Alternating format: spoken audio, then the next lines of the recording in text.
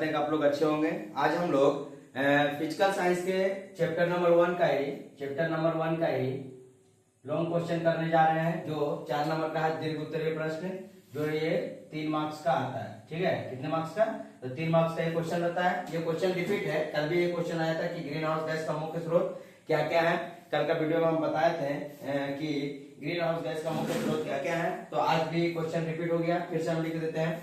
बोला कि green house gas का मुख्य स्रोत क्या क्या है। तो ग्रीन हाउस गैस का मुख्य स्रोत, तो सबसे पहले बात हमको बताया है कि ग्रीन हाउस का अगर मुख्य गैस का नाम बताए तो आपको कार्बन डाइऑक्साइड को लेना है। ग्रीन हाउस का मुख्य गैस क्या है, एकदम मुख्य स्रोत गैस होते हैं कार्बन डाइऑक्साइड और मीथेन को लिया जाता है। इसके अलावा भी नाइट्रस ऑक्साइड है, क्लोरोफ्लोरोकार्बन है, तो सभी क्या है, ग्रीन हाउस गैस है। बोला कि ग्रीन हाउस गैस का मुख्य स्रोत क्या है, वे गैस जो ग्रीन हाउस के गुण रखते हैं। किसके गुण रखते हैं? ग्रीन हाउस के गुण रखते हैं। ग्रीन हाउस गैस कहते हैं उसे जो कार्बन डाइऑक्साइड, जलवाष्प, क्लोरोफ्लोरोकार्बन, कार्बन डाइऑक्साइड, जलवाष्प और chlorofluorocarbon, nitrous oxide N2O, nitrate oxide N2O, ozone और मीथेन है। ठीक है, इनका मुख्य गैस कौन कौन है? तो नाइट्रस ऑक्साइड है, क्लोरोफ्लोरोकार्बन है, मीथेन है, कार्बन डाइऑक्साइड है और उसके बाद कौन है? ओजोन भी है। ठीक है, तो ये सभी क्या है, कार्बन डाइऑक्साइड का मुख्य गैस है। और पृथ्वी के चारों तरफ से घेरने वाली वायुमंडल ग्रीन हाउस गैस की भांति ही कार्य करता है। पृथ्वी के चारों तरफ से घेरने वाले वायुमंडल जो है ग्रीन हाउस की भांति ही कार्य करता है। यह सूर्य के ताप को अपने में से गुजरने देता है। सूर्य के ताप को अपने में से क्या करता है? गुजरने देता है, परंतु बाहर जाने वाले दीर्घ किरणों को वो बाहर जाने वाले दीर्घ किरणों को क्या कर लेता है? अवशोषण कर लेता है। जो बाहर जाने वाला दीर्घ किरणें जो जिससे कि गर्मी बाहर जा सके उसका क्या कर लेता है? अवशोषण कर लेता है, जिसके कारण पृथ्वी पर तापक्रम दिन प्रतिदिन क्या हो रहा है? बढ़ती जा रही है। जिसके कारण पृथ्वी पर जो तापक्रम है दिन प्रतिदिन क्या हो रहा है? कि बढ़ती जा रही है। ठीक है, तो यहाँ पर देखना है कि ग्रीन हाउस गैस कौन कौन है मुख्य स्रोत। ग्रीन हाउस गैस का मुख्य स्रोत कौन है? तो carbon dioxide, methane, chlorofluorocarbon, nitrous oxide, ozone.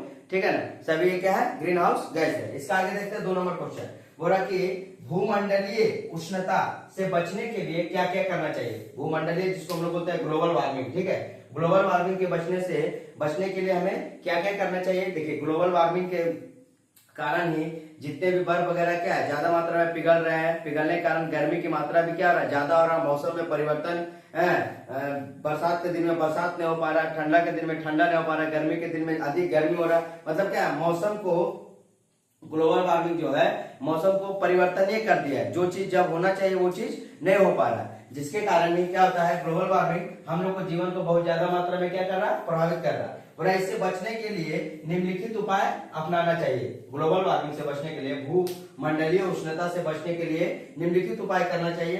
बोला कि जीवाश्म ईंधन जैसे कोयला और पेट्रोलियम का प्रयोग कम करना चाहिए। जीवाश्म ईंधन, कोयला और पेट्रोलियम का प्रयोग क्या है? कम करना चाहिए। जैसे हम लोग खाना बनाने के रूप में कोयला का प्रयोग ज्यादा मात्रा में करते हैं। उसके बाद औद्योगिक क्षेत्र में भी कोयला का मात्रा क्या होता है? ज्यादा मात्रा में होता है। उसके बाद देखिए, जितने भी आजकल ईंधन से चलने वाली गाड़ियां हैं, जैसे पेट्रोलियम से, कोई डीजल से, कोई पेट्रोल से, है ना, तो उससे चलने वाली जो गाड़ियां हैं उसकी संख्या क्या है? ज्यादा हो गई, जिसके कारण हम लोग पेट्रोल का प्रयोग ज्यादा मात्रा में करते हैं। तो उसको क्या करना है?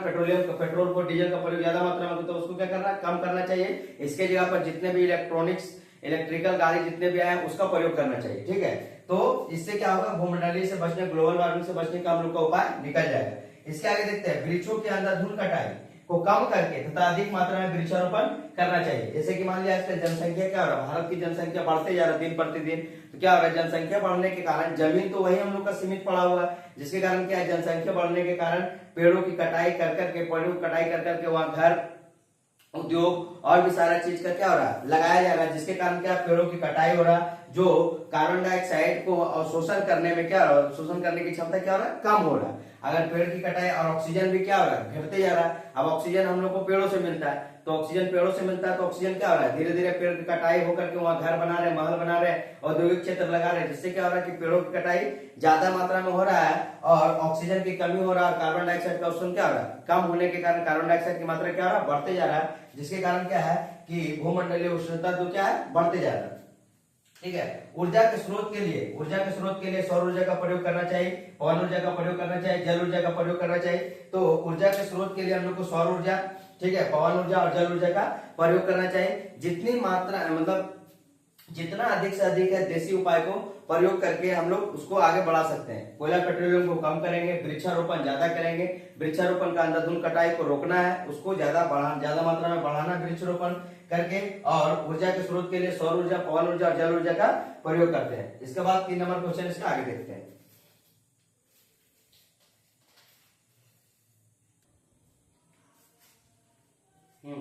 अब देखते हैं 3 नंबर क्वेश्चन।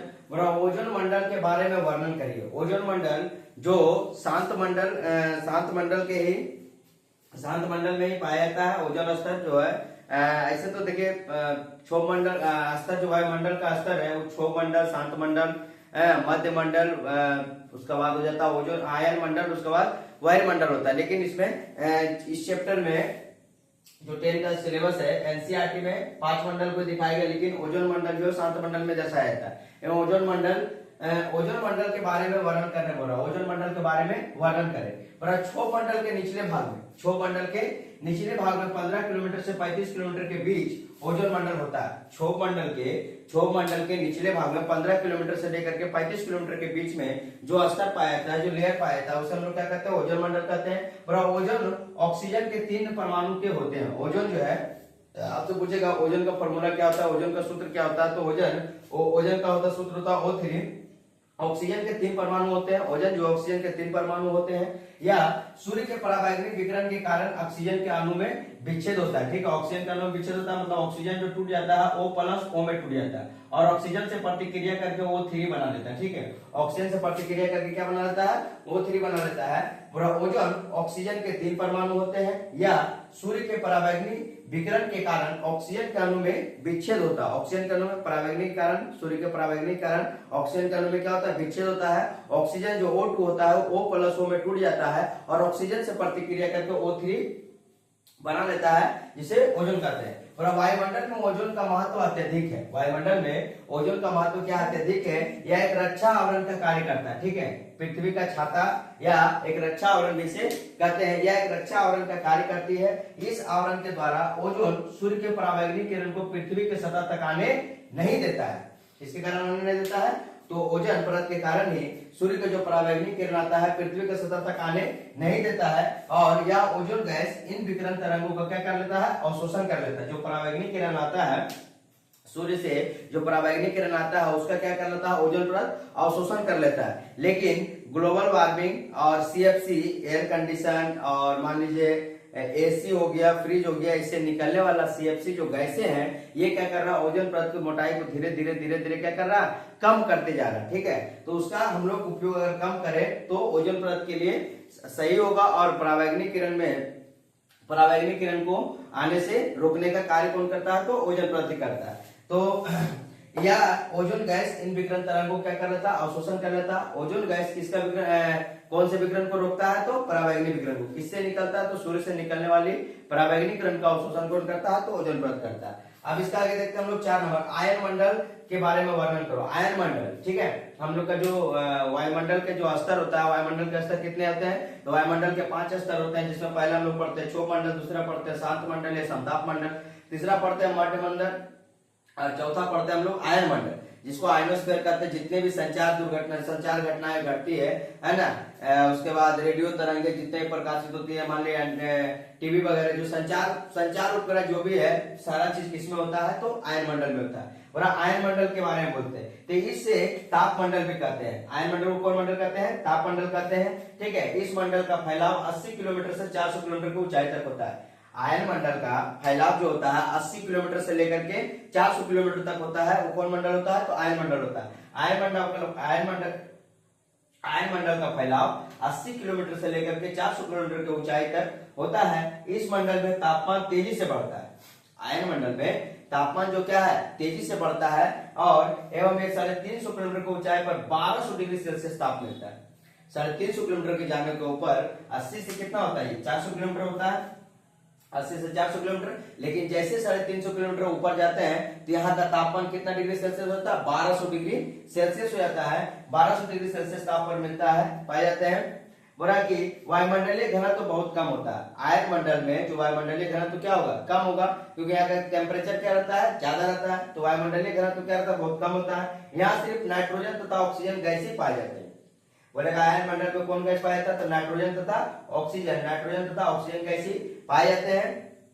और ऑक्सीजन के अणु कम तरंगों वाले पराबैंगनी विकिरण को अवशोषण कर लेता है। ऑक्सीजन के जो अणु होता है वो कम तरंग दैर्घ्य वाले जो पराबैंगनी विकिरण होता है उसका क्या कर लेता है, ऑक्सीजन कर लेता है, अवशोषण कर लेता है। किसके अणु, तो ऑक्सीजन के अणु। किसके अणु, तो ऑक्सीजन के अणु जो है, ऑक्सीजन का जो अणु है वो कम तरंग दैर्घ्य वाले पराबैंगनी विकिरण को क्या कर लेता है, अवशोषण कर लेता है। बुरा है, जिससे इस स्तर में तापमान में क्या होती है, वृद्धि हो जाती है। और जिससे इस स्तर में तापमान में क्या होता है, वृद्धि हो जाती है। जितने भी संचार तरंग है इसी मंडल में होता है। संचार तरंग होता है, रेडियो तरंगे जो होती है, संचार उपग्रह जो होते हैं, पीएसएलवी वगैरह सब होता है, सब किसमें छोड़ा जाता है, तो आयन मंडल में छोड़ा जाता है। इसकी ऊंचाई कितना होता है, तो 80 से 400 किलोमीटर होता है। इसमें मुख्य गैसें कौन कौन होता है, तो नाइट्रोजन और ऑक्सीजन होता है। उसके बाद क्या बोल रहा है कि ऑक्सीजन जो है, ऑक्सीजन पराबैंगनीकरण को रोक लेती है, जिसके कारण क्या होता है, इसका ताप और भी क्या होता है, बढ़ने लगता है। 350 किलोमीटर की ऊंचाई पे इसका ताप कितना हो जाता है, तो 1200 डिग्री सेल्सियस होता है 350 किलोमीटर के ऊंचाई पे। अब इसका आगे हम लोग 5 नंबर क्वेश्चन को देखते हैं। आप इसको एक एक करके कॉपी में नोट करते चले जाइए।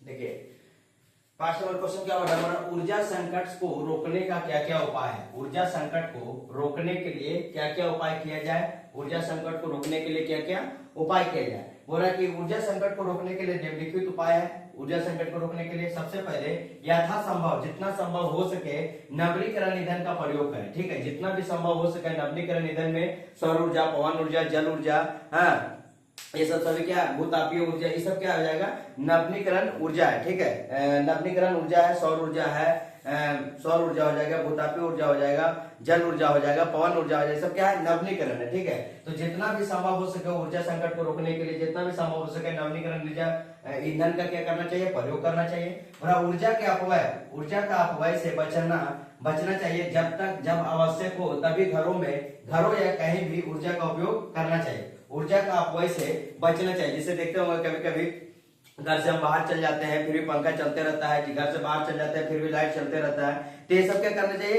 इस सब का प्रयोग को कम करना चाहिए। अगर हम कहीं घर से बाहर जा रहे हैं तो लाइट बत्ती सब क्या कर देना चाहिए, बंद कर देना चाहिए। जिससे क्या आ जाए, ऊर्जा का अपव्यय जो खर्च हो रहा है वो क्या होगा, धीरे धीरे बचत होगा। ऊर्जा का अपव्यय से बचना चाहिए। जब आवश्यक हो तभी घरों या कहीं भी ऊर्जा का उपयोग करना चाहिए। ठीक है ना। वरना कि खाना बनाने के लिए उचित प्रकार के बर्तन का प्रयोग करना चाहिए। खाना बनाने के लिए जैसे ऊर्जा जैसे ज्यादा, मतलब हम लोग बोलते हैं कि डेगची तसला में बनाते हैं खाना, तो उसमें क्या होता है, ज्यादा समय का मात्रा लगता है। प्रेशर कुकर वगैरह में क्या है कि कम समय में बन जाता है। ठीक है, जितना देरी तसला या डेगची में समय लगेगा उससे कम समय में क्या होता है कि प्रेशर कुकर में खाना पक जाता है। इसीलिए बोल रहा है कि ऊर्जा का अपव्यय को कम करने के लिए खाना बनाने के लिए उचित प्रकार के बर्तन का प्रयोग करना चाहिए। जैसे क्या है, प्रेशर कुकर को ले लेते हैं। प्रेशर कुकर में क्या हो जाएगा, चावल, दाल, सब्जी वगैरह सब आजकल क्या होता है प्रेशर कुकर में बन जाता है। तो खाना बनाने के लिए उचित प्रकार के बर्तन का प्रयोग करना चाहिए। या तो हम लोग को नॉन स्टिक जो बर्तन होता है, जैसे इंडक्शन वगैरह पे जो चढ़ाया जाता है ना, जो बिजली से बनता है, तो उसमें नॉन स्टिक बर्तन का प्रयोग करना चाहिए। जल्दी से जल्दी गर्म होकर के खाना क्या है, जल्द से जल्द बन जाए, ताकि ऊर्जा का अपव्यय क्या हो, कम हो। ठीक है, तो खाना बनाने के लिए उचित प्रकार के बर्तन का प्रयोग करना चाहिए। सौर हीटर तथा सौर कुकर का प्रयोग करना चाहिए। सौर हीटर तथा सौर कुकर का प्रयोग करना चाहिए कि सौर प्लेट से सौर कुकर का प्रयोग करना चाहिए, तो सौर हीटर का प्रयोग करना चाहिए। इसके आगे देखते हैं 6 नंबर क्वेश्चन क्या बोल रहा है। 5 नंबर क्वेश्चन था कि ऊर्जा को संकट को रोकने के लिए उपाय है कि यथासंभव क्या कर सके, तो नवीकरण ईंधन का प्रयोग कर सकते हैं। खाना बनाने के लिए उचित बर्तन का प्रयोग कर सकते हैं। 3 नंबर सौर कुकर या सौर हीटर का प्रयोग करना चाहिए। जब भी हम अगर घर से कहीं बाहर जाए तो जब जिसका जैसा उपयोग हो उस तरह से लाइट, पंखा, बिजली जो भी है उसका उपयोग करना चाहिए। बेफालतू में उसका प्रयोग ना करना चाहिए। जिससे क्या होता है कि ऊर्जा संकट का उपाय नहीं हो पाएगा, उसका झूठ अपव्यय होता है। ठीक है ना। उसका आगे बोल रहा है कि सौर ऊर्जा क्या है। 6 नंबर क्वेश्चन बोल रहा है कि सौर ऊर्जा क्या है और सौर प्लेट में सौर ऊर्जा का उपयोग किस प्रकार होता है। ठीक है ना। तो देखिए सौर प्लेट से हम लोग का ऊर्जा का उपयोग बहुत अच्छी तरीके से होता है। जैसे सोलर कुकर से भोजन बनाने के काम में आता है, सोलर से जल हीटर का प्रयोग में आता है। हम लोग कहीं पे लाइट वगैरह जो होता है सौर प्लेट से ही प्रयोग करते हैं। विद्युत धारा उत्पन्न करता है। हरे पौधे भी अपना भोजन बनाने के काम में सौर प्लेट का प्रयोग करता है। सौर ऊर्जा का सौर ऊर्जा का प्रयोग करता है, ठीक है ना। सौर प्लेट में सौर ऊर्जा का उपयोग, सौर ऊर्जा से ही क्या होता है, भोजन भी अपने हरे पौधे भी अपना भोजन बनाते हैं। बोला कि पृथ्वी पर ऊर्जा का सबसे बड़ा स्रोत क्या है, सूर्य है। पृथ्वी पर ऊर्जा का सबसे बड़ा स्रोत क्या है, सूर्य है, जो 50 बिलियन वर्ष तक क्या होगा, ये चमकता रहेगा, ठीक है ना।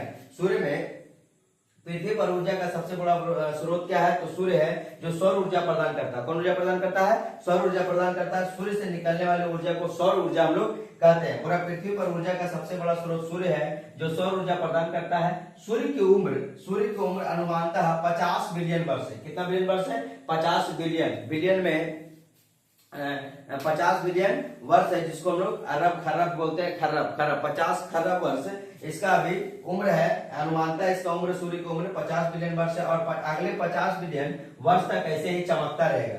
सूर्य का प्रकाश जो है 50 बिलियन वर्ष तक क्या होगा, चमकता ही रहेगा, जिसके कारण सौर ऊर्जा का कोई भी कमी होने की संभावना नहीं है। जिसके कारण सौर ऊर्जा की कोई भी कमी होने की संभावना नहीं है। अब हो रहा है कि सौर ऊर्जा का उपयोग किस प्रकार करते हैं, देखिए सोलर कुकर द्वारा भोजन बनाने में सौर ऊर्जा का प्रयोग करते हैं। सोलर जल हीटर द्वारा जल गर्म करने में सौर ऊर्जा का प्रयोग करते हैं। विद्युत धारा उत्पन्न करने के लिए सौर ऊर्जा का प्रयोग करते हैं। और हरे पौधे अपना भोजन भी सौर ऊर्जा के कारण ही बना पड़ता है। तो ये सब चीज 6 नंबर क्वेश्चन में जो भी सौर ऊर्जा के बारे में था हम एक करके बता दिए। अब इसका आगे हम लोग 7 नंबर क्वेश्चन को देखते हैं।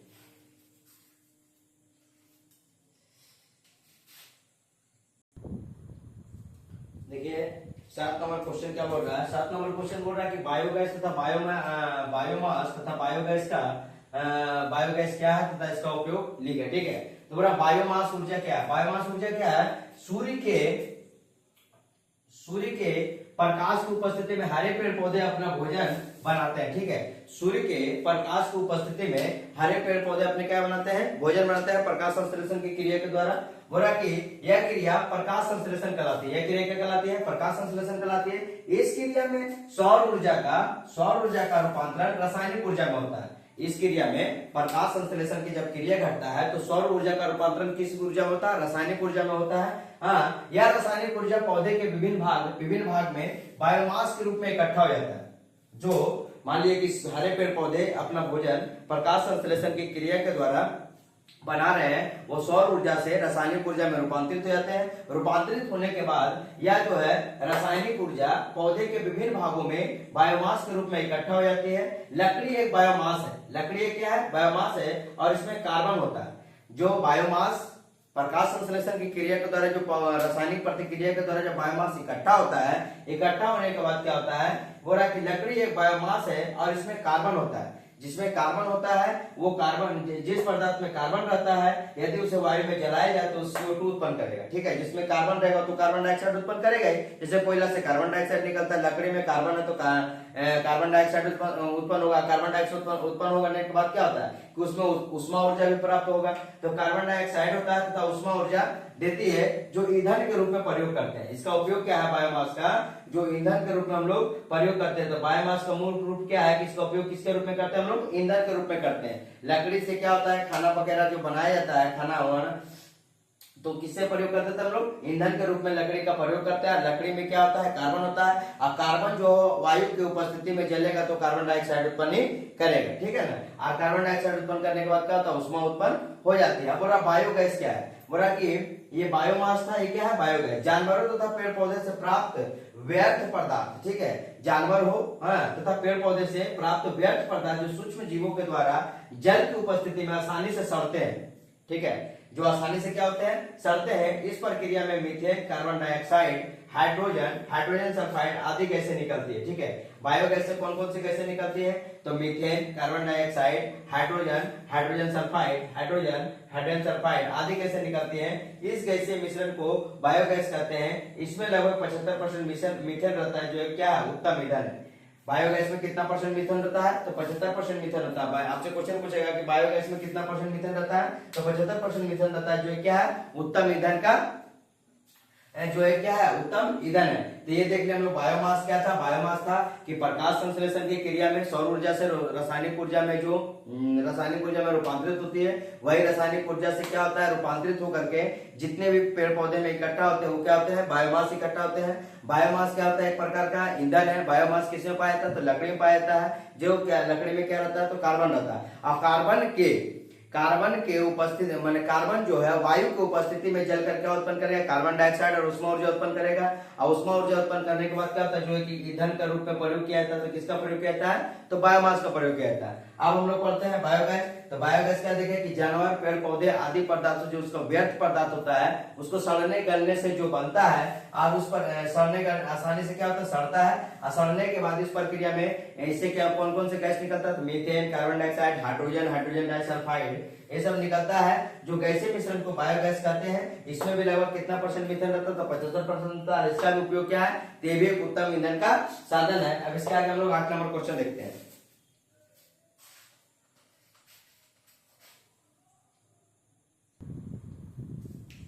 भूतापीय ऊर्जा क्या है, जियोथर्मल एनर्जी। ये भूतापीय ऊर्जा क्या है, इसका आगे हम लोग देखते हैं कि भूतापीय ऊर्जा क्या है। पृथ्वी के अंदरूनी संरचना में भूतापीय ऊर्जा क्या है, बोला इसका वर्णन करें। पृथ्वी के अंदरूनी संरचना में 3 बृहद परतें होती है जो निम्न है, कोर है, मेटल है, पटल है। ठीक है, कोर है, मेटल और क्या है, पटल है। कोर, मेटल और पटल, जिसको हम लोग बोलते हैं कोर, मेटल और क्रस्ट। ठीक है, कोर, मेटल और क्रस्ट बोलते हैं। पृथ्वी में अंदरूनी में 3 संरचना होती है। पृथ्वी के अंदरूनी में 3 संरचना होती है, कोर, मेटल और क्रस्ट होती है। कोर, मेटल और क्रस्ट होती है। जो कोर पृथ्वी के मध्य भाग है। कोर पृथ्वी के क्या है, मध्य भाग है। और जो मेटल द्वारा क्या होता है, घिरा रहता है। और मेटल पृथ्वी के सबसे ऊपरी सतह होती है। मेटल जो है पृथ्वी के सबसे ऊपरी सतह होती है। मेटल जो है सबसे ऊपरी सतह होती है। कोर मध्य भाग होता है और क्रस्ट जो होता है क्या होता है, नीचे होता है। ठीक है ना, बोला कि पृथ्वी के क्रस्ट पटल, क्रस्ट, कोर पृथ्वी के मध्य भाग होता है और क्रस्ट क्या होता है, नीचे होता है। मेटल सबसे ऊपरी भाग होता है। हम लोग मेटल की सतह पे रहते हैं। बोला जो मेटल द्वारा घिरा रहता है, मेटल पृथ्वी के सबसे ऊपरी सतह पटल द्वारा घिरा रहता है। बोला पृथ्वी के मेटल भाग में मैग्मा होता है। पृथ्वी के जो मेटल भाग उसमें क्या होता है, मैग्मा होता है, जो गलित अवस्था में होता है। कौन अवस्था में होता है, गलित अवस्था में होता है। मैग्मा जो कौन अवस्था में होता है, गलित अवस्था में होता है। मैग्मा के निकल करके बाहर जब धरातल पे आया था तो उसी को हम लोग क्या बोलते हैं, लावा बोलते हैं। क्या बोलते हैं, लावा बोलते हैं। हो रहा है यह मैग्मा उच्च तापक्रम पर गलित चट्टान गैस तथा वाष्प होता है। यह मैग्मा उच्च तापक्रम पर गलित चट्टान गैस तथा वाष्प होता है। यह गलित मैग्मा भौगोलिक परिवर्तन से पृथ्वी के पटल के जिस भाग पर इकट्ठा होता है उसे हॉटस्पॉट कहते हैं हम लोग। बोला कि यह गलित मैग्मा भौगोलिक परिवर्तन से पृथ्वी के पटल के जिस भाग से इकट्ठा होता है, पृथ्वी के पटल के जिस भाग से इकट्ठा होता है उसे हॉटस्पॉट कहते हैं। वहां तापीय ऊर्जा इकट्ठा रहता है। जहां पर हॉटस्पॉट रहता है वहां पर क्या रहता है, पृथ्वी के हॉटस्पॉट पे तापीय ऊर्जा इकट्ठा रहता है, उसे भूतापीय ऊर्जा हम लोग कहते हैं। उसे क्या कहते हैं, भूतापीय ऊर्जा कहते हैं। तो आज तक आप लोग का यहीं पे क्वेश्चन क्या होता है, समाप्त होता है। आप लोग को group A, group B, group C और ग्रुप डी सभी क्वेश्चन को एक एक करके हम ग्रुप ए, बी, सी तीनों आगे के वीडियो में बता दिए थे। ग्रुप डी का जितने भी क्वेश्चन था आज हम एक एक करके सभी करवा दिए हैं। आप लोग इसको अच्छे से कॉपी में नोट करके आराम से पढ़ लीजिए और आगे एग्जाम का अपना तैयारी करते रहिए। अगर आपको किसी प्रकार की इसमें त्रुटि लगे या समझ ना आए तो जरूर आप एक बार कमेंट करिएगा। हम जरूर कोशिश करेंगे कि इसको आगे और बेटर कर सके। ठीक है, इसके लिए धन्यवाद।